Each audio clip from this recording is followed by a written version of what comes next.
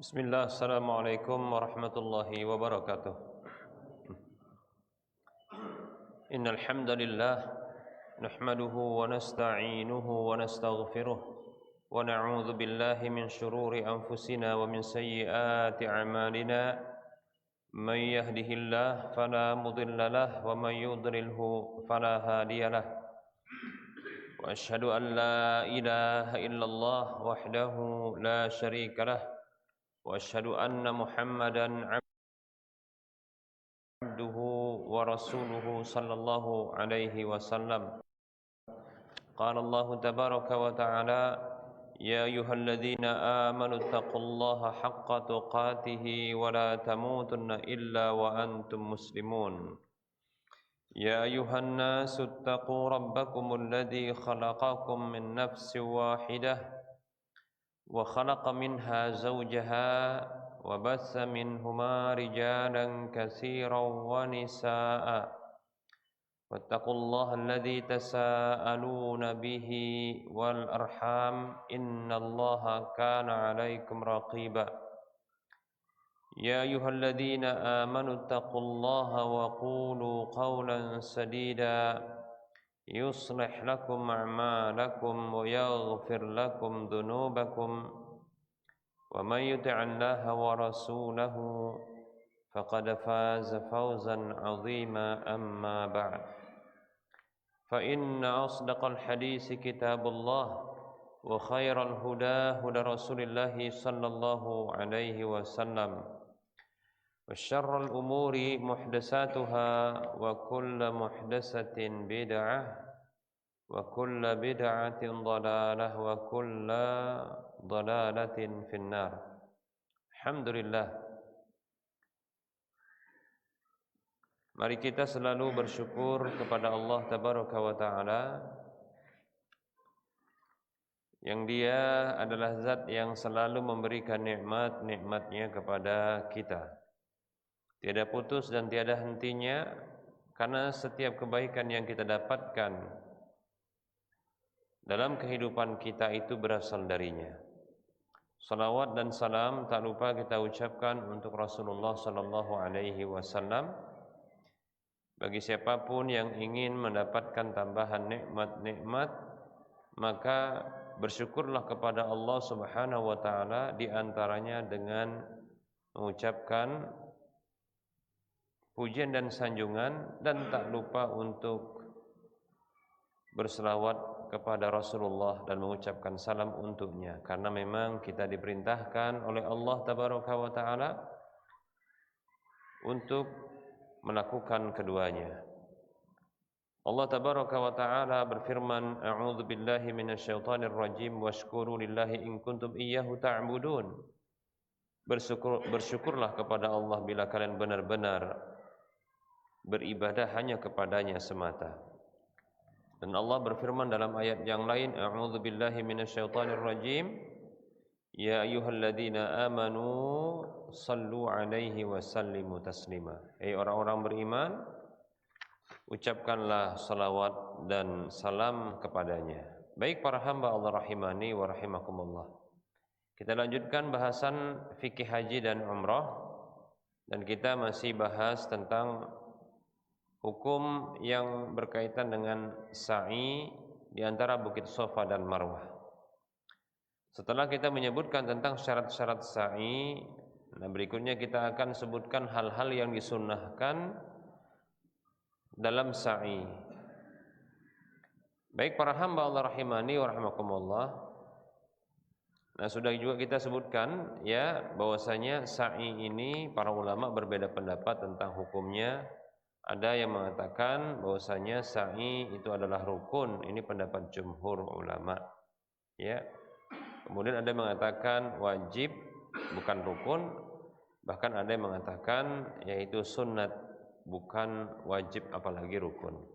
Pendapat yang kuat, pendapat jumhur ulama, ini adalah rukun. Baik para hamba Allah rahimani wa rahimakumullah. Nah, di dalam pelaksanaan sa'i, walaupun dia rukun, ternyata ada hal-hal yang dia disunnahkan untuk dikerjakan dan dilakukan. Yang pertama adalah bersuci. dianjurkan terlebih dahulu bersuci atau dalam kondisi suci. Ya, dalam kondisi suci. Baik para hamba Allah rahimani wa rahimakumullah. Ya tentunya karena ini merupakan ibadah, dalam ibadah itu tentunya mengingat Allah Subhanahu wa taala, maka kita dianjurkan untuk bersuci. Ya, kita dianjurkan untuk bersuci.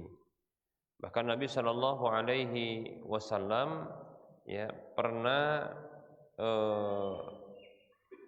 menyatakan tatkala beliau dalam kondisi berhadas, beliau itu masih berwudu. Dalam kondisi berhadas, beliau ingin mengangkat hadas beliau, tapi dalam kondisi masih berwudu. Lalu ada salah seorang sahabat Nabi yang mengucapkan salam kepada beliau, namun beliau tidak menjawab. Setelah berwudu, maka beliau pun mendatangi ya sahabat tersebut lalu mengucapkan salam, membalas salamnya. Beliau mengatakan, ya, tidaklah ada yang menghalangiku untuk menjawab salammu, melainkan aku tidak menyukai menyebut nama Allah ya kecuali dalam kondisi suci. Demikian. Atau kama qala sallallahu alaihi wasallam. Baik para hamba Allah rahimani wa rahimakumullah. Kemudian sunnah yang kedua, para hamba Allah rahimani wa rahimakumullah, ya, yaitu menyentuh rukun atau menyentuh sudut ya yamani,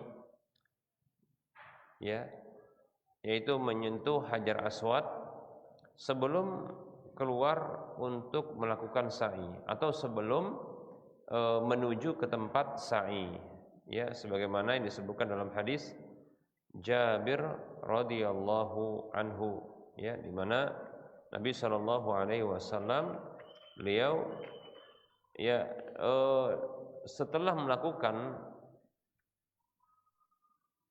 tawaf, ya, minum air Zam-Zam, lalu beliau kembali ya menuju Ka'bah lalu menyentuh sudut yang ada rukun yamaninya, ya, yaitu yang ada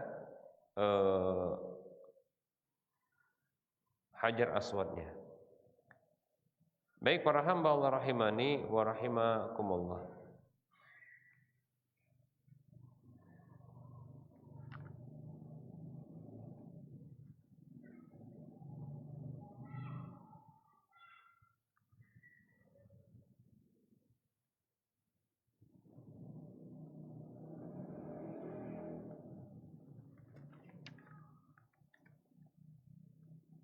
Baik, berikutnya para hamba Allah rahimani wa rahimakumullah. Kemudian ya membaca Inna Safa wal Marwata min sya'airillah.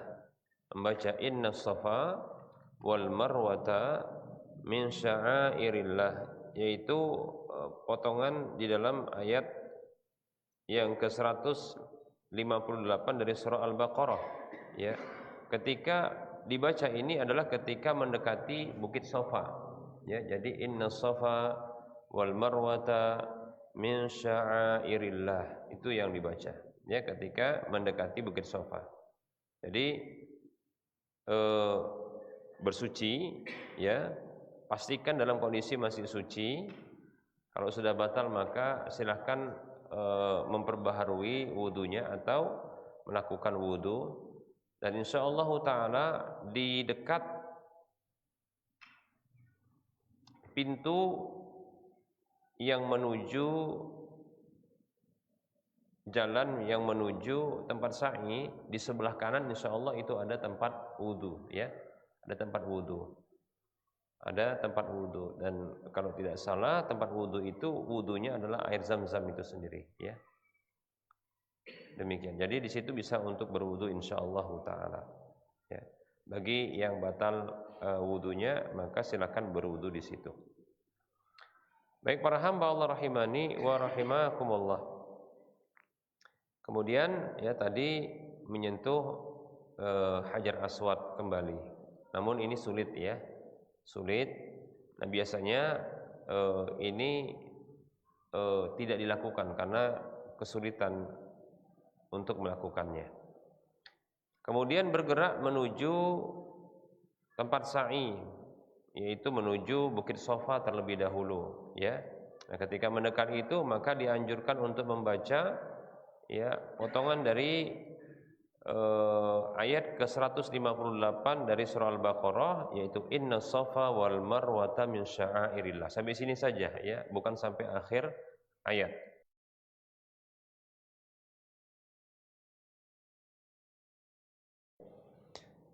Kemudian berikutnya mengucapkan ya abda'u bima bada Allahu bihi. Ya, abda'u bima bada Allahu bihi. Kalau terjemahannya adalah aku memulai dengan apa yang Allah mulakan dengannya. Ya.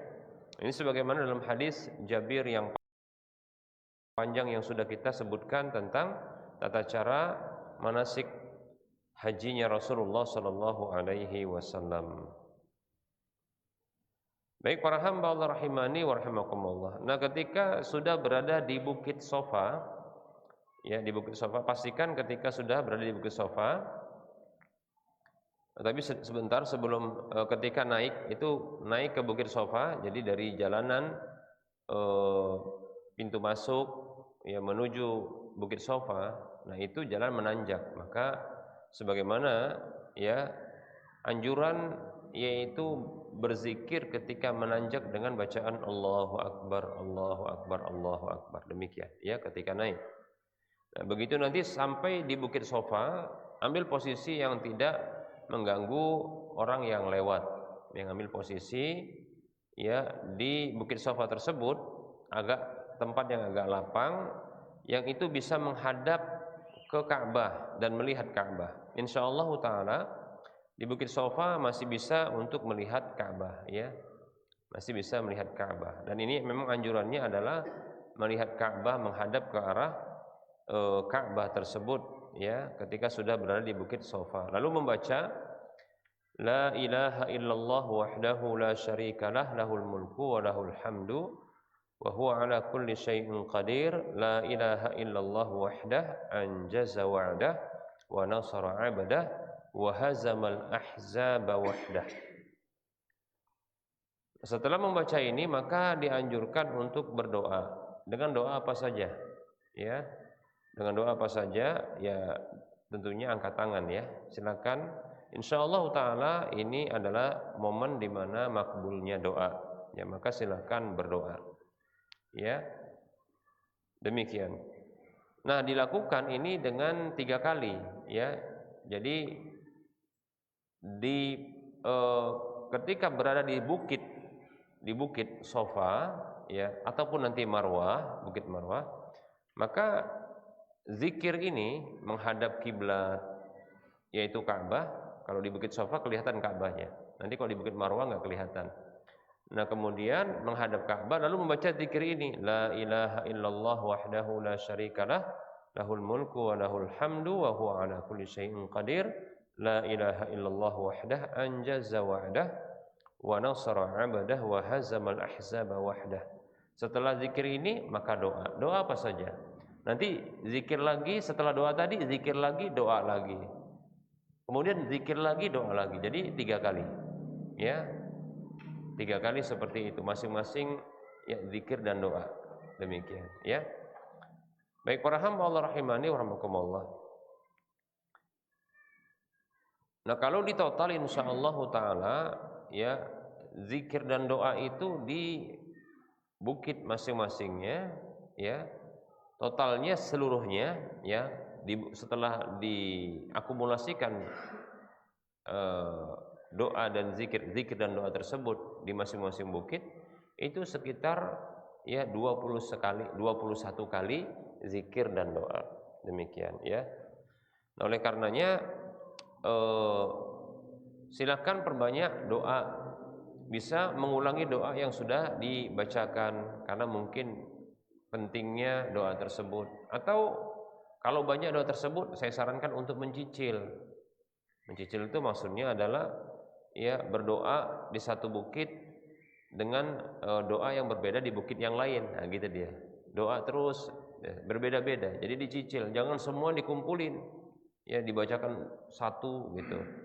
Apalagi kalau orang kampung biasanya kalau umrah itu ya pesanan doa dari orang kampungnya banyak ya. Kalau dikumpulkan itu, nah itu bisa gulungan-gulungan kertas yang panjang, ya, gulungan kertas yang panjang. Nah ini kesulitannya pesanan ini, kadung diterima, sudah terlanjur diterima, kan begitu. Disuruh berdoa, ya insya Allah. Walaupun insya Allah, tapi tidak boleh ya insya Allah menyengaja untuk tidak melakukannya, ya insya Allah. Tapi ada cara yang bagus insyaallah taala ya untuk memenuhi janji mendoakan itu, yaitu dengan cara mengumpulkan semua kertas di tangannya lalu dia berdoa, ya Allah kabulkan semua permintaan di kertas ini gitu ya. Selesai insyaallah. Ya, itu cara yang paling cepat insyaallah. Ya. Karena Allah kan Maha tahu, sebelum pun dituliskan itu Allah sudah tahu apa isi permintaan itu, kan begitu ya. Makanya daripada nanti dimintai pertanggungjawaban begitu juga ditanyain dan dusta ya padahal nggak dilakukan, kan begitu. Maka lakukan sekali seperti itu saja ya. Ketika berdoa angkat tangan, pegang semua kertas-kertas yang itu titipan doa ya, katakan kepada Allah, ya Allah kabulkanlah semua permintaan-permintaan yang ada di kertas-kertas ini. Amin ya Allah. Selesai, kan gitu. Kalau ditanya, ya Pak sudah didoakan? Oh, alhamdulillah sudah, insya Allah di tempat yang paling mulia, insya Allah begitu ya. Nggak usah jujur kali, nggak usah terbuka ya. Baik para hamba Allah rahimani wa rahimakumullah. Nah, adapun kita banyak sekali kan permintaan kita, doa kita yang mulai mungkin doa ya tentang anak itu mungkin satu-satu anak mau kita doakan ya. Kalau anaknya 7 ya doanya kan 7 juga. Nah itu kalau satu permintaan, contoh satu anak itu terkait dengan kesehatan dia, terkait dengan apa pendidikan dia, kan gitu ya. Mungkin terkait juga dengan apa masa depannya. Nah begitu ya, itu kita minta terkadang ya kepada Allah Subhanahu wa taala. Apalagi ketika didapati anak itu punya masalah ya, sehingga kita khawatirkan, lalu kita memang betul-betul tadarru ya, tulus mintanya kepada Allah Subhanahu wa taala, sehingga kita butuh untuk berdoa di waktu-waktu yang mustajabah seperti ini, bahkan di tempat yang mulia. Baik para hamba Allah rahimani wa rahimakumullah. Nah ini dilakukan seperti ini di Bukit Sofa ya. Nah setelah itu, setelah di Bukit Sofa melakukan zikir dan doa dalam kondisi menghadap kiblat itu masing-masing 3 kali ya. Kalau di Bukit Sofa silahkan panjang-panjang doanya boleh ya. Ya. Nanti kalau di Bukit Marwah saya tidak sarankan untuk panjang. Mengapa? Karena tempatnya lebih sempit. Tempatnya lebih sempit ya. Tempatnya lebih sempit. Dan satu lagi orang-orang yang sudah selesai dari sa'inya, mereka tidak segera meninggalkan Bukit Sofa, karena di Bukit Sofa itu ada tempat keluar ya. Dan mereka masih menanti ya. Ada yang menanti rekan-rekan jamaahnya yang belum selesai ya. Ada yang menanti waktu sholat. Nah begitu. Ada juga yang menanti untuk menghilangkan capek, jadi bertumpuk di sana. Nah ada pula yang melakukan kegiatan yang tidak disunahkan, melakukan sholat berjamaah di situ. Ada aneh-aneh memang di sana ya. Di Bukit Sofa itu ya, makanya lebih banyak bertumpuk di sana ya. Makanya terkadang para polisi yang pengatur di sana itu lebih bersuara keras di tempat tersebut ya, ketimbang di Bukit Sofa. Baik para hamba Allah rahimani wa rahimakumullah. Jadi kalau di Bukit Sofa, di Bukit Marwah ya, di Bukit Marwah, maka usahakan doanya sedikit saja, tapi jangan ditinggalkan karena itu termasuk sunnah. Baik para hamba Allah rahimani rahimakumullah, kita masih di Bukit Sofa ini. Nah, kemudian setelah melakukan zikir dan doa yang masing-masing 3 kali, maka setelah itu bergerak menuruni Bukit Sofa menuju Bukit Marwah. Ya, boleh berkendara, boleh jalan kaki, demikian. Ya, nah, tentunya bagi orang yang tidak bisa atau tidak mampu atau terlalu capek, ya maka boleh dia menggunakan kursi roda, tapi nggak gratisan ya, bayar, ya bayar, demikian. Maka tidak mengapa insyaallah taala. Nah, sebagaimana dalam hadis yang terdapat dalam hadis Jabir yang panjang itu, beliau mengatakan, "Summa nazala ilal marwati hatta idan sabbat qadamahu fi batnil wadi sa'a hatta idza sa'adata masya hatta atal marwata fa fa'ala ala al marwati kama fa'ala ala as-safa." Ya.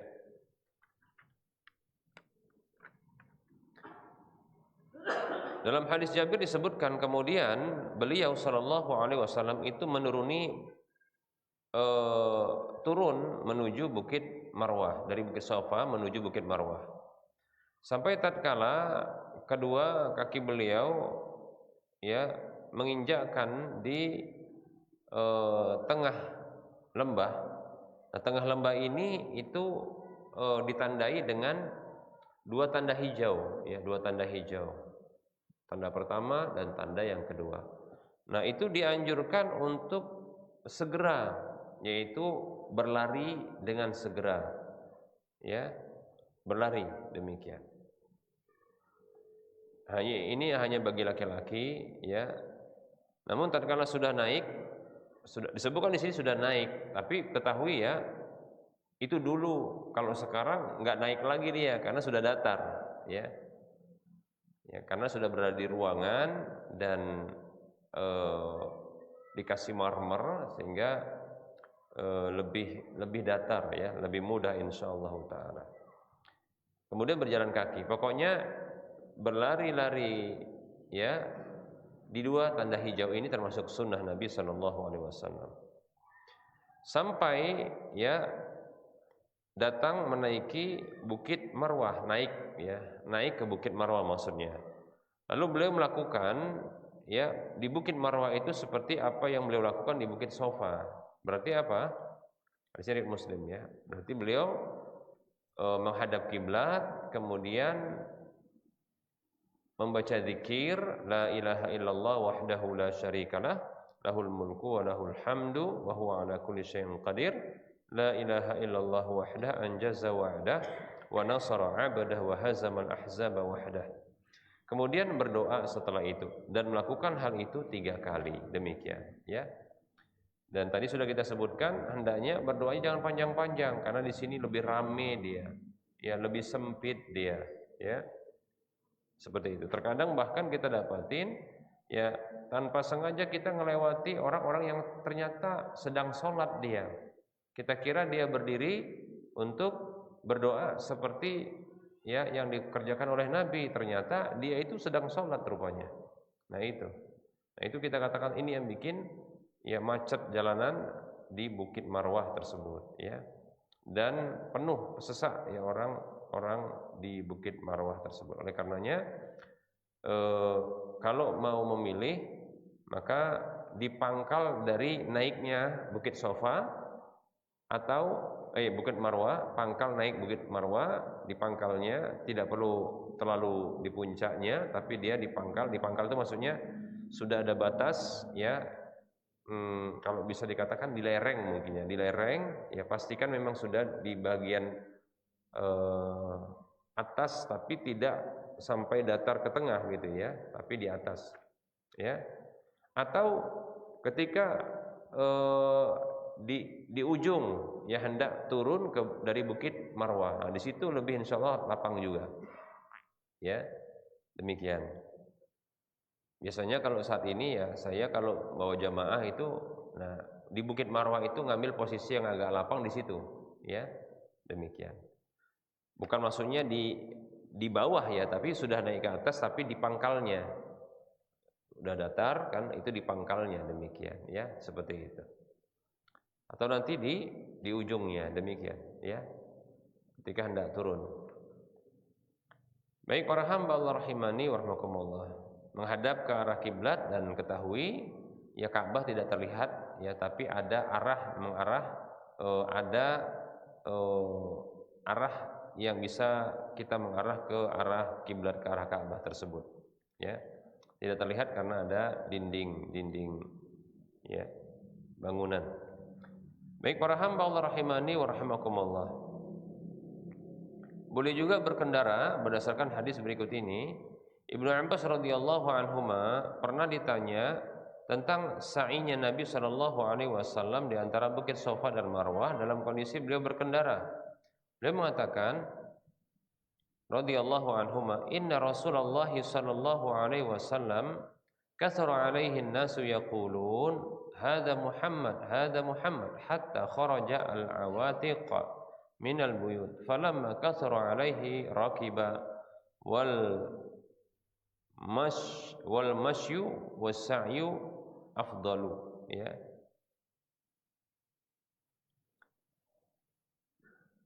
Ibnu Abbas radhiyallahu anhuma pernah ditanya tentang sa'inya Nabi sallallahu alaihi wasallam di antara Bukit Safa dan Marwah dalam kondisi berkendara. Beliau mengatakan yang artinya sesungguhnya Rasulullah sallallahu alaihi wasallam tatkala manusia itu banyak di sekeliling beliau, mereka mengatakan ini Muhammad, sampai-sampai para gadis-gadis pingitan itu keluar dari rumah, ya, pengen tahu Rasulullah ya. Maka tatkala sudah banyak orang yang berkerumun kepada beliau, maka beliau pun berkendara ya. Gitu kata Ibnu Abbas radhiyallahu anhuma. Ya, naik tunggangan ya supaya mungkin lebih mudah dan lebih mudah juga untuk dicontoh ya. Dan berjalan kaki dan sa'i itu lebih afdal. Berjalan kaki dan sa'i itu maksudnya nanti berlari-lari kecil yang agak cepat di antara dua tanda hijau itu lebih afdal, demikian. Hadisnya riwayat Muslim. Baik para hamba Allah rahimani wa rahimakumullah. Jadi sa'i itu boleh ya dengan kendaraan. Ya, jadi nggak salah itu orang-orang yang naik kursi roda, naik skuter gitu, nggak masalah ya, insyaallah.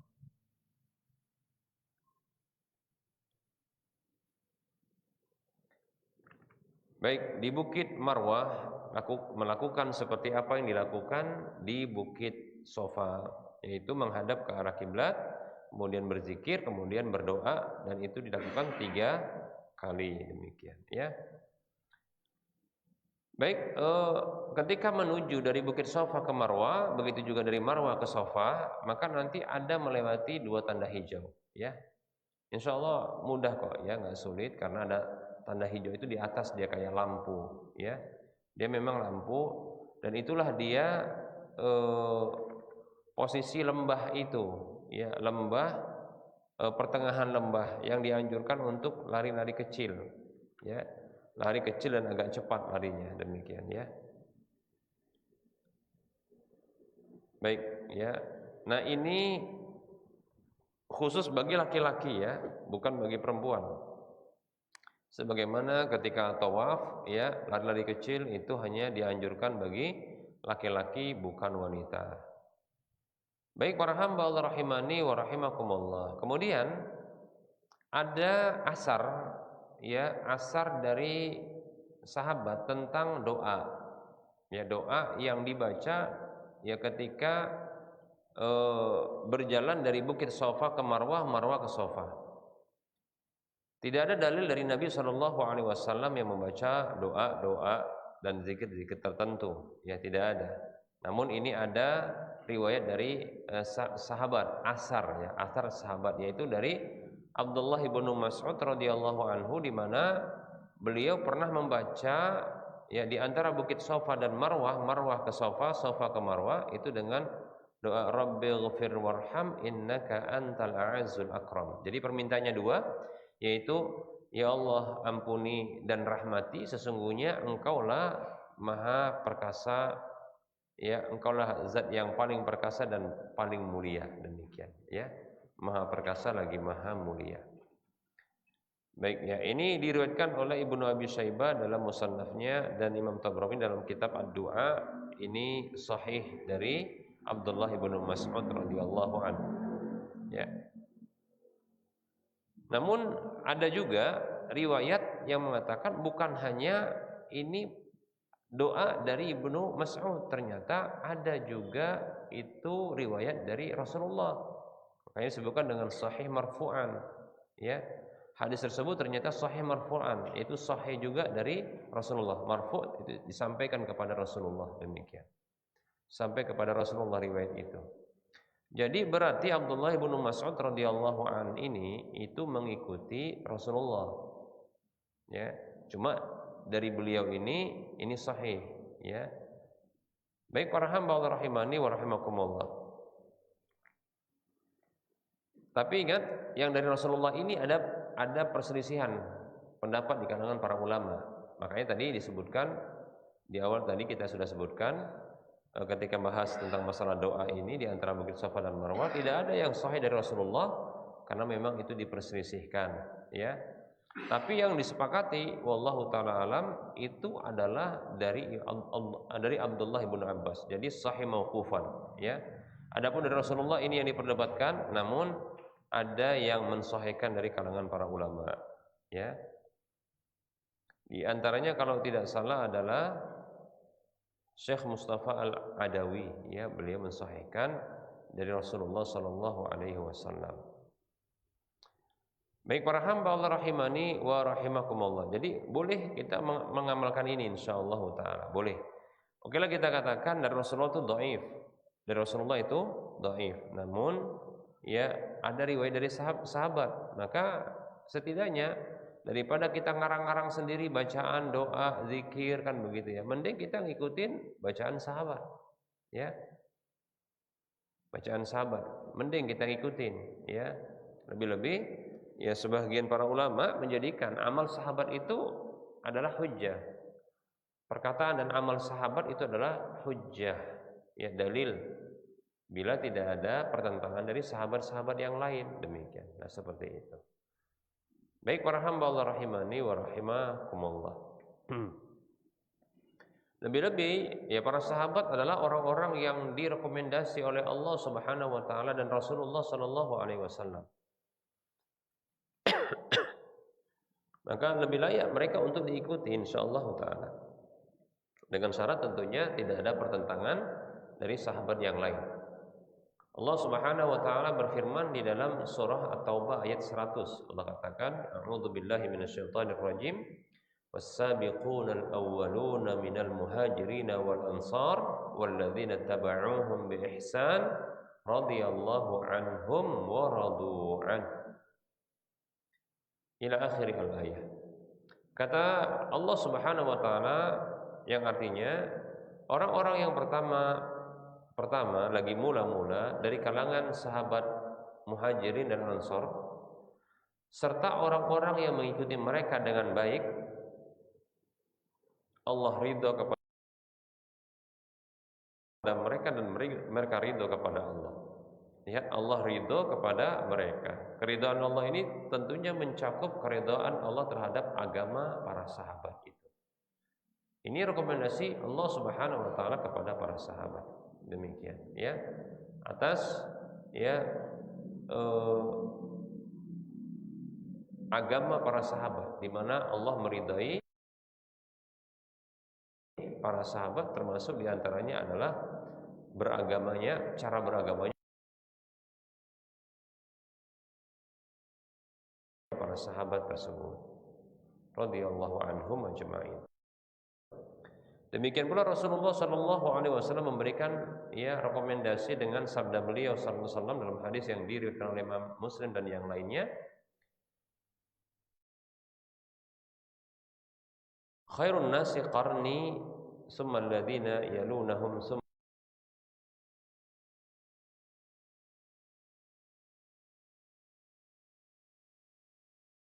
alladzina yalunahum.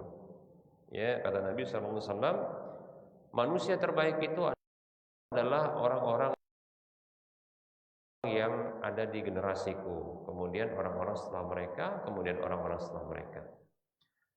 Ya, orang-orang yang hidup di masa Rasulullah yang menjadi generasi Rasulullah adalah para sahabat. Ya. Dan tentunya ya bukan semua manusia yang hidup di zaman Nabi ketika itu. Karena di zaman Nabi itu ada yang kafir, ya. Ada yang muslim, ada yang mukmin. Mereka lah yang mukmin dan yang muslim ini yang beriman kepada Nabi sallallahu alaihi wasallam dan mati di atas keimanan tersebut, inilah yang dia disebut dengan sahabat. Kemudian orang-orang setelah mereka maksudnya adalah para tabi'in. Ya, orang yang beriman kepada Nabi dan ajaran Nabi namun tak ketemu sama Nabi, ketemu dengan murid-murid Nabi yaitu para sahabat. Demikian. Sumalladzina yalunahum, kemudian orang-orang setelah mereka yaitu para tabi'ut tabi'in, yaitu orang-orang yang tidak bertemu dengan sahabat apalagi ketemu sama Nabi, namun ketemu dengan tabi'in, murid-murid para sahabat. Mereka disebut tabi'ut tabi'in, ya, orang yang ikuti ya tabi'in, demikian, yang beriman dengan Nabi dan ajaran Nabi, ya, agamanya Nabi, kemudian mati ya di atas keimanan, yang mereka ketemu dengan tabi'in tentunya, ya. Baik para hamba Allah rahimani wa rahimakumullah. Nah, insyaallah taala ya ini boleh kita amalkan, ya. Rabbighfir warham innaka antal a'izzul akram. Itu perbanyak baca doa itu bagus, ya. Lebih-lebih ternyata ada sebahagian ulama yang mensahihkan ini sampai kepada Rasulullah sallallahu alaihi wasallam. Ya. Kemudian para hamba Allah rahimani wa rahimakumullah, ya, melakukan apa yang dilakukan di Bukit Safa, melakukan di Bukit Marwah apa yang dilakukan di Bukit Safa, demikian. Seperti menghadap kiblat, kemudian ya membaca zikir la ilaha illallah wahdahu la syarikalah lahul mulku wa lahul hamdu wa huwa ala kulli syai'in qadir, la ilaha illallah wahdahu anjaza wa'dahu wa nasara 'abdah wa hazamal ahzaba wahdah. Kemudian doa, lakukan itu 3 kali. Begitu seterusnya. Nah, kalau sudah 7 kali putaran, ya, maka berakhirlah sa'i tersebut. Hanya saja ada perbedaan pendapat, ya, perbedaan pendapat. Apakah di Bukit Marwah ketika terakhir, ya, ketika terakhir di Bukit Marwah itu, ya, kita kan berakhir kalau dia sa'i di mana? Di Bukit Marwah, ya. Safa Marwah 1, Marwah Safa 2, Safa Marwah 3, Marwah Safa 4, Safa Marwah 5, Marwah Safa 6, Safa Marwah 7. Nah, sekarang ya, yang diperselisihkan oleh para ulama itu adalah, ya, ketika di Bukit Marwah yang terakhir, adakah ya anjuran untuk berzikir, menghadap kiblat, berzikir dan doa, dan itu dilakukan 3 kali? Nah, itu ada perbedaan di kalangan ya para ahlul ilmi, demikian. Kalau di Bukit Safa pertama sekali dilakukan, Marwah lakukan, Safa lakukan, Marwah lakukan, Safa lakukan, Marwah lakukan. Iya. Safa dilakukan. Nah, ketika di Marwah, jadi kalau di Marwah ini apakah dilakukan? Kalau dilakukan maka dia 8. Paham, ya? Kalau tidak dilakukan maka dia 7. Maka ada yang berpendapat tidak dilakukan karena putarannya itu adalah 7. Ya. Dan yang pertama sudah dilakukan di mana? Di Bukit Safa. Maka di Bukit Marwah tidak perlu. Ya. Kalau dilakukan juga maka dia jadi 8, padahal putarannya 7, demikian. Kemudian ada yang mengatakan ya itu juga dilakukan sehingga ya menghadap kiblat, kemudian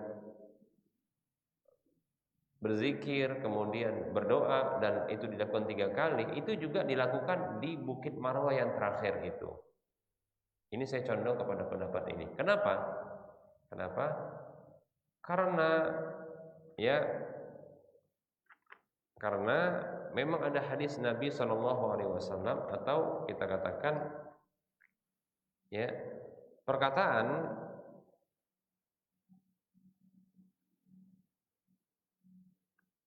dari Jabir radhiyallahu anhu yang mengatakan tadi apa? Hatta atal marwata fa fa'ala 'alal marwati kama fa'ala 'alas safa. Sampai beliau datang ke Marwah, lalu beliau melakukan di Marwah seperti apa yang beliau lakukan di Safa. Demikian. Jadi tetap saja memang melakukan itu. Ini pendapat yang kuat. Ya, walaupun di akhir demikian. Sehingga Allah taala alam ya, jadi berdiri menghadap kiblat, kemudian berzikir, kemudian berdoa, dan itu dilakukan 3 kali, itu dilakukan ya 8 kali. Safa, Marwah, Safa, Marwah, Safa, Marwah, Safa, Marwah, terakhir 8 kali demikian ya. Wallahu taala a'lam. Ini pendapat yang kuat ya. Baik para hamba Allah rahimani wa rahmakumullah, barangkali ini materi yang bisa kita sampaikan terkait dengan sunnah-sunnah yang dilakukan ketika sa'i. Insyaallah taala kita akan bahas ya di pertemuan berikutnya adalah tentang mencukur atau memotong rambut ya. Insyaallah taala. Baik, kita buka sesi soal jawab. Bagi yang mau bertanya dipersilakan.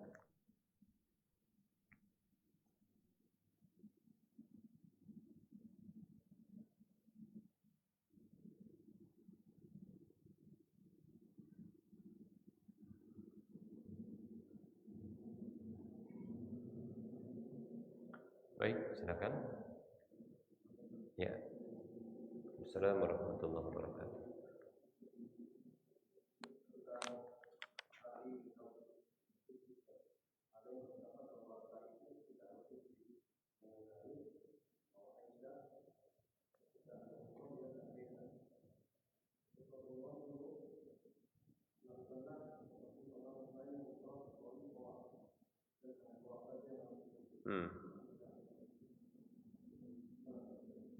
Iya, makanya tadi kita katakan sunnah dia, bukan wajib. Ya, dia termasuk sunnah bukan yang wajib. Dan tidak ada para ulama memang yang mewajibkan, nggak ada. Hukumnya sunnah. Bahasa harus ini mungkin tadi maksudnya adalah wajib kan? Nggak ada, bukan. Dia sunnah saja. Makanya tadi bahasanya adalah bahasan sunnah-sunnah sa'i. Gitu. Maka dianjurkan dia bersuci, bukan harus, ya, bukan wajib.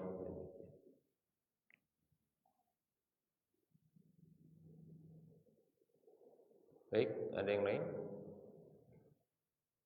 Jadi maksudnya kalau ditinggalkan boleh ya, ditinggalkan boleh, tapi namanya sunnah dikerjakan berpahala, ditinggalkan tak mengapa, sayang ya. Dalam momen-momen yang begini-begini ini sayang gitu loh, paham ya? Biasanya di momen orang yang kalau dia mengeluarkan biaya, biasanya dia akan melakukan sesuatu itu sesempurna mungkin, betul kan? Betul nggak? Contoh kalau kita jalan-jalan, jalan-jalannya ternyata nggak gratis, bayar. Pasti kita akan mengambil momen itu nggak banyak tidur gitu. Kenapa? Momen itu harus dibuat sempurna mungkin, ada kegiatan, betul kan? Kalau tidur, ngapain pula tidur di tempat ini? Kenapa? Mending di rumah kalau tidur gitu kan? Paham tidak? Itu sesempurna mungkin mau dikerjakan. Ya, itu momen penting. Maka ya begitu. Kalau kita pun dalam kondisi momen yang penting, yang berbiaya besar seperti ini, ya, maka lakukan itu sesempurna mungkin.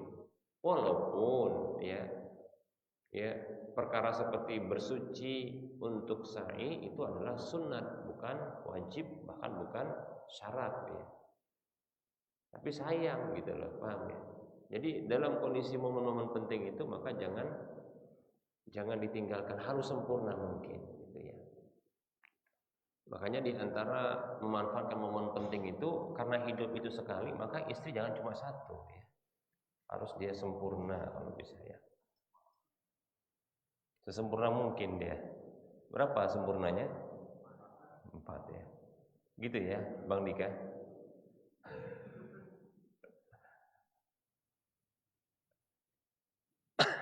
Ini hidup di dunia momen penting ya? Iya. Atau ada yang nggak mengatakan ini momen penting, enggak ya?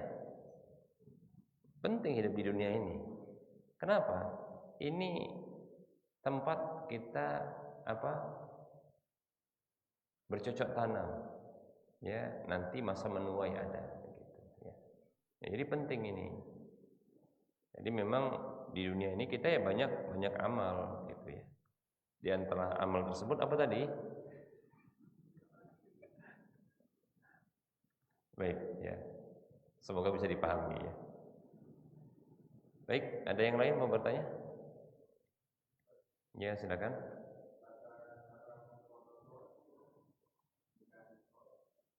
Tata cara mengqadha salat. Ya, pertama begini, dilihat dulu sebab salat, sebab qadha salatnya ya.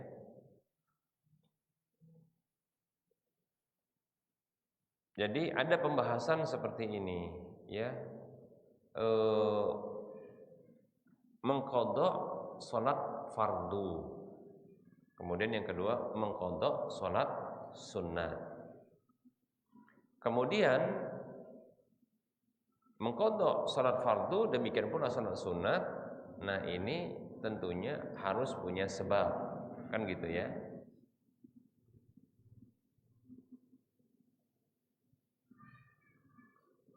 Para ulama ketika membahas tentang mengqadha salat fardu,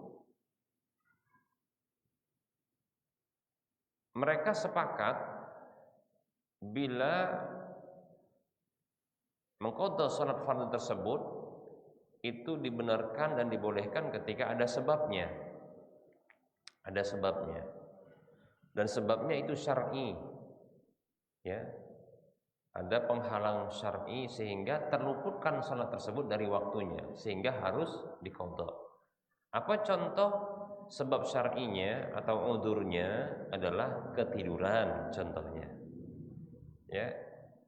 Atau contohnya kelupaan contohnya. Atau kepingsanan. Nah, kepingsanan namanya. Bahasanya apa? Pingsan aja lah ya, enggak payah kali kepingsanan. Ya. Enggak sadar gitu ya. Nah, yang seperti ini maka sepakat para ulama itu ada qadhanya. Ya. Kan bisa jadi orang itu ketiduran kan? Ya, ketika contohnya ada seseorang yang dia mengambil qailulah, tidur siang sebelum zuhur. Bablas. Sampai asar, saking capeknya mungkin dia kan, ya sampai asar. Gitu dia apa? Bangun dengar azan gitu bangun. Tapi gitu tengok jam, astagfirullah, ini waktu asar ini, sampai ditengok ini jangan-jangan salah jamnya ini. Semua dicocokkan sampai jam HP-nya, benar rupanya kecapean dia. Nah, jadi zuhur bablas ternyata. Berarti ketiduran sebabnya. Ya. Nah, ini sepakat para ulama qadha, ada qadhanya. Paham ya?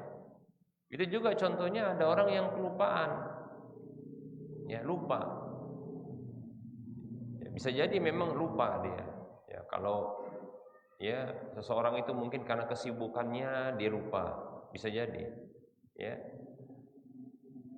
Nah, kalau orang tersebut tertinggal sholat atau terluputkan sholat karena lupa atau ketiduran, maka disyariatkan ada qada. Makanya ada hadis Nabi yang mengatakan seperti ini hadis riwayat Bukhari Muslim kalau tidak salah. Nabi mengatakan sallallahu alaihi wasallam, man nasiya salatan aw nama anha fakafaratuha an yusalliha idza dzakaraha. Siapa saja yang terlupakan salat itu darinya atau tertidur dari salatnya, ya, terlupakan dari salatnya atau tertidur dari salatnya, maka tebusannya adalah dia salat tatkala dia ingat. Nah, gitu dia. Itu, dia salat tatkala dia ingat. Kalau ingatnya sudah luput waktunya, itulah qada namanya. Paham ya? Demikian.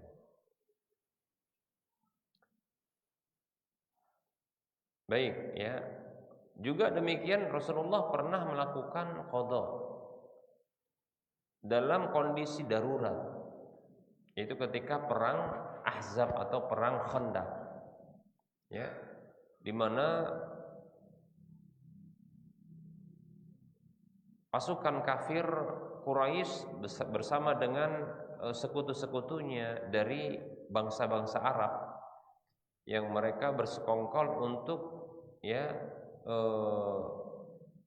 menggempur Madinah. Dan Nabi SAW sudah mendengar kabar tersebut, maka melakukan musyawarah, lalu diusulkan oleh Salman Al-Farisi radhiyallahu anhu untuk membuat parit-parit yang besar. Dibuat parit lah, kan begitu. Maka di waktu hari H terjadi peperangan, ternyata karena begitu banyaknya, karena bersekongkol tadi itu kafir Quraisy dengan bangsa-bangsa Arab yang ada di sekitar, ya, Jazirah Arab ini, sehingga banyak sekali jumlah mereka. Ya, kalau seandainya, ya, bukanlah karena kasih sayang Allah, izin Allah, begitu juga karena Khandaq itu, yaitu parit besar tadi itu, matilah mereka itu.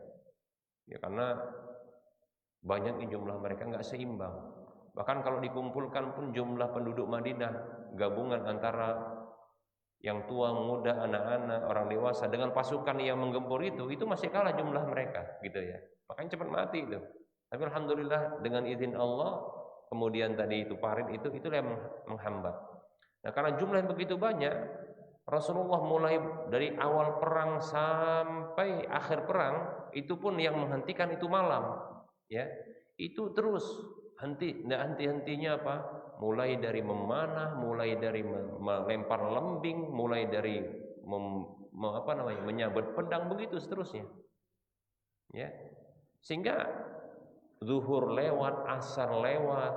Nah, begitu. Zuhur lewat, asar lewat. Bahkan maghrib gelap, terhenti peperangan, belum bisa lagi mereka setelah maghrib itu melakukan sholat. Kenapa? Kalau bahasa kita apa itu ya? Gladi resik itu sebelum. Ini bersih-bersih ketika mau ini selesai. Ya. Ya, mereka kan ngumpulin mana tentara yang mati, yang masih hidup, begitu ya. Nah, begitulah kira-kira. Ya. Isya lah baru mereka bisa melakukan sholat. Sehingga sampai Umar itu, ya, mengumpat, mengutuk, melaknat orang-orang kafir ketika itu. Ya, kenapa? Karena sebab mereka zuhur lewat, asar lewat, maghrib belum bisa ngerjakan, sehingga lewat juga isya baru bisa dikerjakan. Jadi zuhur, asar, maghrib, isya di waktu isya. Ya. Nah, ini kondisi yang genting ketika itu. Ya, gimana nggak genting ya? Kalau seandainya mereka masuk semuanya ke Madinah, matilah mereka. Dari perkiraan akal ketika itu, logikanya, ya. Demikian. Jadi tidak bisa mereka melakukan sholat ketika itu.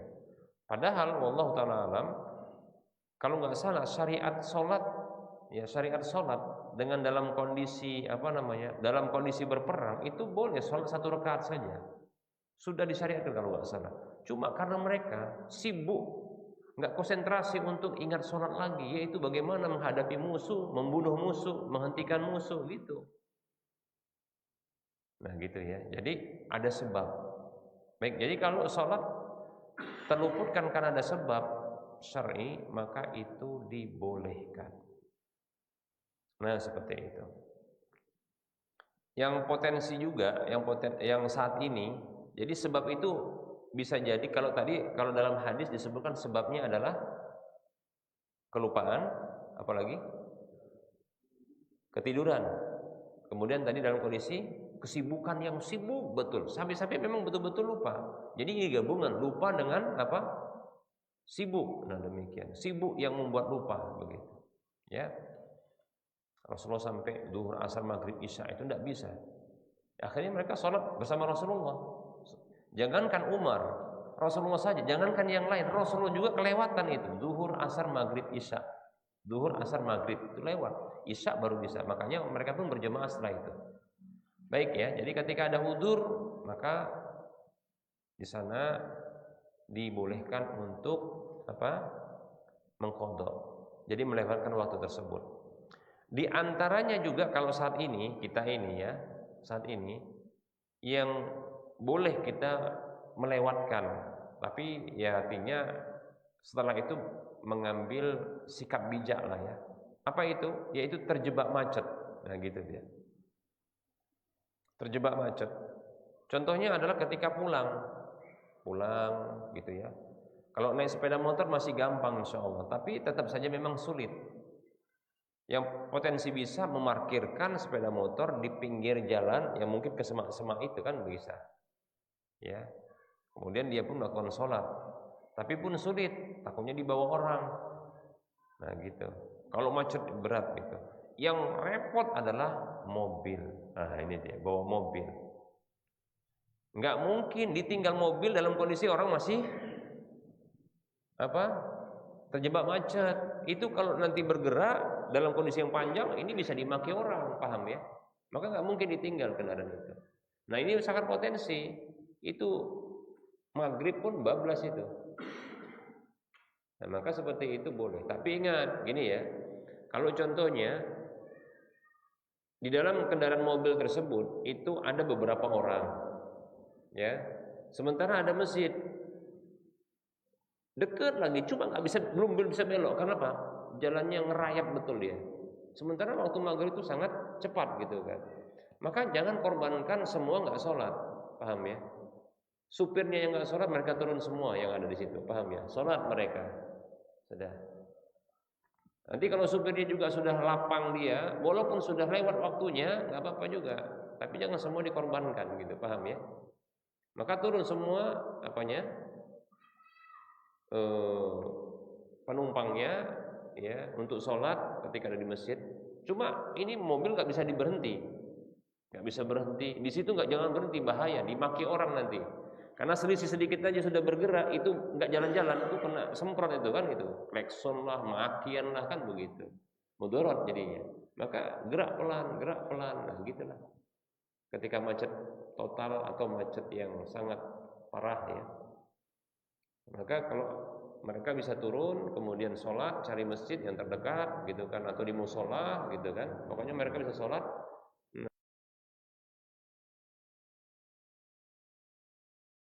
Nah, adapun supirnya dia tetap ya